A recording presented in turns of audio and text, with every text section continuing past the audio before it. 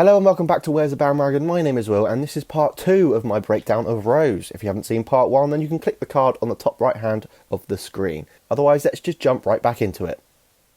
Rose continues on in the background and talks about how they found a body in the building. This is assumed to be Wilson. The Doctor isn't listening to her and continues just messing about. This shows us that the Doctor is used to death and it doesn't faze him. This is different from Rose, who is talking about it and is affected by it. This may have been the first death she has properly experienced, as she was very young when her father died. In the background, the Doctor plays with a pack of cards. He fails at controlling them, much like 11 will fail to complete this magic trick in A Christmas Carol. Oh, shut up. He also sings Luck Be a Lady, a song sung by Frank Sinatra. The Doctor was on close personal terms with Sinatra, using his hunting lodge in 1952 to hold a party with Albert Einstein and Father Christmas. He would also go on to perform a duet with the singer. The Doctor is going to do a duet with Frank.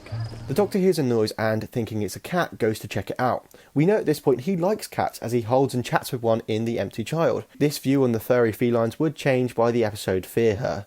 The hand attacks Rose while Jackie starts the world's loudest hairdryer. The Doctor uses the sonic screwdriver to get it off, but fumbles around with the device first and has slight problems. This could be explained by the throwaway line in The Forest of the Dead. Now what's interesting about my screwdriver? Very hard to interfere with. Practically nothing strong enough. Well, some hairdryers, but I'm working on that. So there we go, vital information. It turns out Jackie has a hairdryer that interferes with the sonic. Maybe aliens have clocked on that the hairdryer is effective against the Doctor and therefore keep hairdryers amongst their weapons. This could explain why the Doctor finds a hairdryer amongst a load of alien weapons. Broken.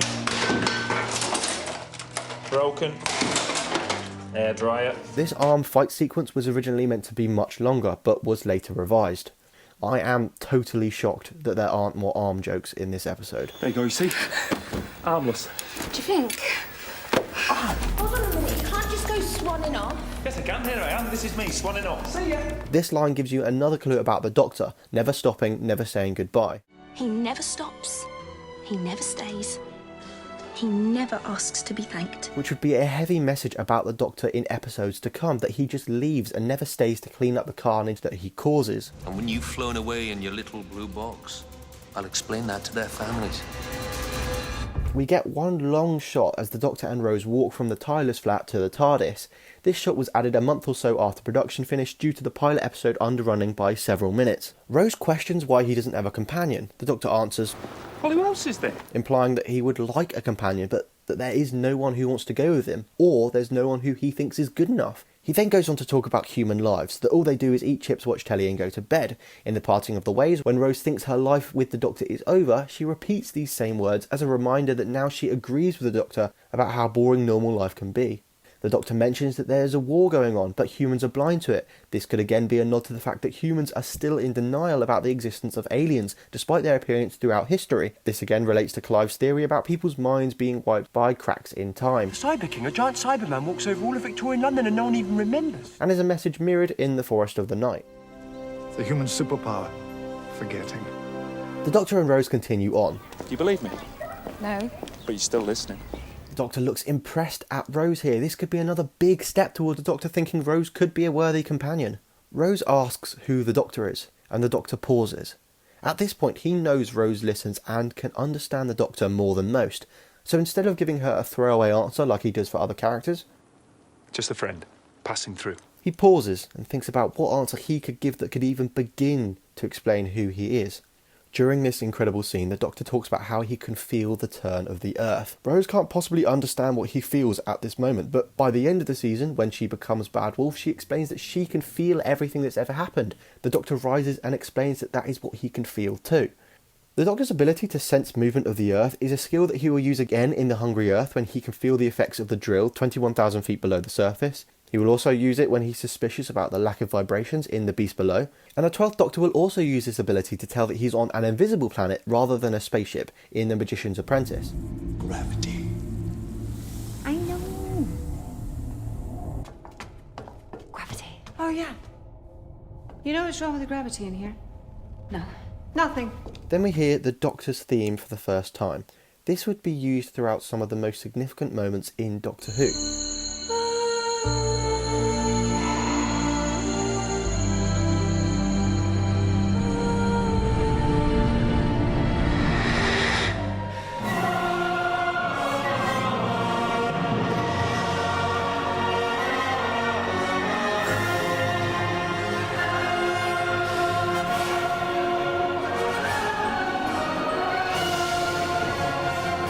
The TARDIS takes off and classic fans can once again hear the majestic wheezing of the TARDIS, however they won't get to see it until much later.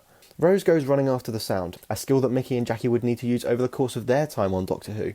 Rose goes over to Mickey's flat, which is actually a redecorated version of the Tyler's flat. She goes over there because Mickey has a computer. Believe it or not, kids, at the time only 50% of households had a computer, and Mickey is one of them. He owns a computer, and therefore is automatically a great computer hacker, which explains his abilities to hack into Unit and cyber industries. Rose did actually own a computer in the past, and I'll explain a little later why she no longer has it. Bloody Jimmy Stone. A year after the event of this episode, this flat would come under attack from Sipvel Foch Pasamir Day Slovene, and Mickey the Idiot would use this computer to save the world. Rose uses Mickey's computer and uses this website, searchwise.net. This is a real website, but it's not actually a search engine. Instead, it's a dummy website specifically designed for use in television and film when a search engine is required on screen. Searchwise would also be used in the episode Thin Ice when Bill does a search on her phone. Oh, how technology changes between 2005 and 2017. Rose finds Clive's website, whoisdoctorwho.co.uk. This is a real website that was run by the BBC development team. Mickey drives Rose to Clive's house in his bright yellow Beetle. The bright yellow paint could be a nod to Bessie, the third Doctor's beloved car.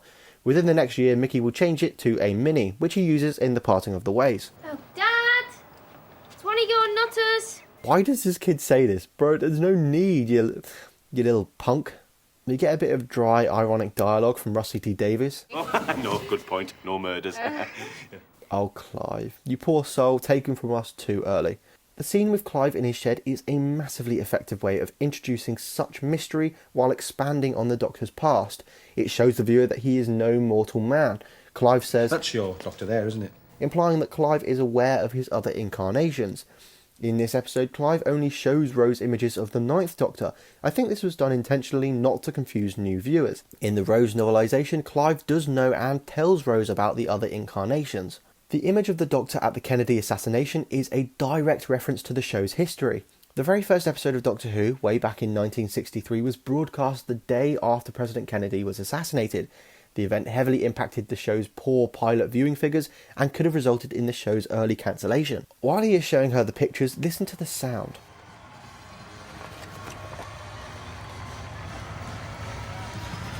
See?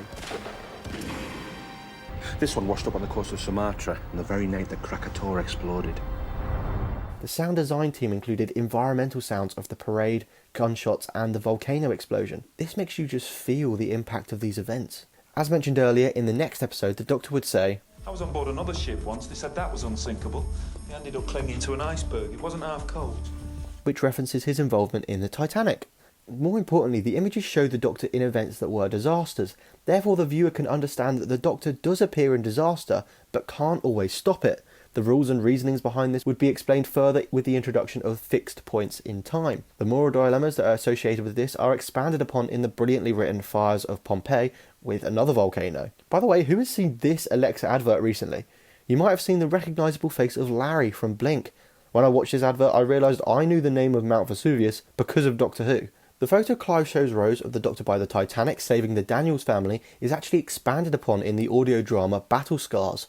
And the image of him at Krakatoa is expanded upon in the audio drama Her Own Bootstraps. An excellent point was brought up in the comments yesterday as H.G. Wells 1899 noted that the Doctor is visiting these disasters because he's on some kind of morbid sightseeing tour, visiting doomed historic sites after losing his home planet. Clive says the line, He brings the storm in his wake. A description of the Doctor that fits well with the ancient legends of the Dalek homeworld. Do you know what they call me in the ancient legends of the Dalek homeworld? The oncoming storm.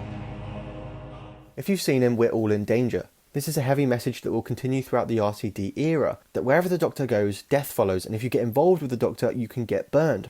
If the Doctor had never visited us, if it never chosen this place on a whim, would anyone here have died? But he's like fire. Stand too close and people get burnt. This of course rings true with Clive as he is brutally murdered when he finally gets the truth. Some people spend their whole lives looking for the Doctor, but when it finally comes, it can be the worst thing to happen to you. One of the most impactful scenes for me in all of Doctor Who comes when the Doctor is shown the people that have sacrificed themselves for the Doctor. When rewatching Rose, I remembered that Clive is not included in this montage. At first I was outraged, as Clive is part of Rose's journey to joining the Doctor. If the Doctor had not found Rose, then the consequences would have been massive, much like what is explored in Turn Left. So Clive should surely be remembered here. Plus, without Rose going on this journey, no one's there to save Wilf in the Stolen Earth. But then I rewatched the scene and understood that these are people that the Doctor knows about, and people who have sacrificed themselves for the Doctor, which doesn't apply to Clive. In the next part of this video series, I'll explain how Clive once went on an adventure with the Doctor, and how Russell T Davies changed his death scene. When looking around Clive's shed, I was massively disappointed about the lack of Easter eggs and references. Even when looking online, I couldn't even find examples other people had found. They could have included like an image of the TARDIS or UNIT or another Doctor's incarnation here, or even something to do with Charles Dickens or Bad Wolf. Part of my struggle was that the quality of the video makes it real hard to read the writing on all these folders. The majority of the posters on the back wall are just Space and Conspiracy Earth stuff. Map of the solar system, map of the moon, map of the galaxy, article on the Bermuda Triangle. Although there is one thing I found. There's a poster that says "Listening for a Whisper," referencing the human race listening out for aliens. This is meant to represent his alien conspiracy theory of his personality.